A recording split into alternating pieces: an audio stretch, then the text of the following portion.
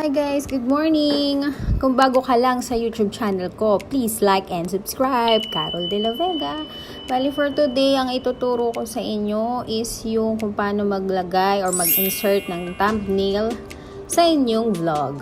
So ito, meron ako folder na music vlog.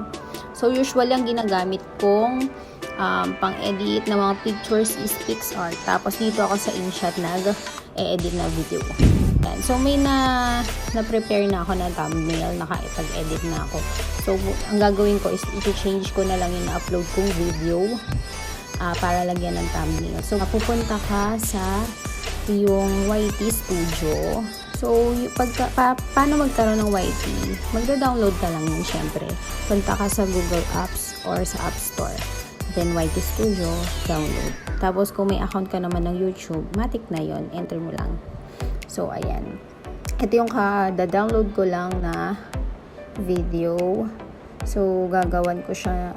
Actually may nagawa na akong thumbnail. Insert ko na lang siya. So punta ka dun sa video na paglalagyan mo ng thumbnail. Kiklik mo yung drawing na pencil. Yan.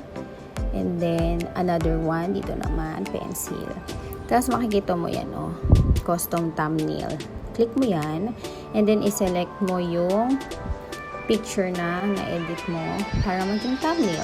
Ayan, select. And then click yung select and save. So, ayan, masisave na. Yan na yung magiging thumbnail mo dun sa video na in-upload mo. So, ayun. Ganun lang siya kadali, guys. Diba? Hindi pa lang ang aking videos. So, ayun. Thank you, guys. Bye!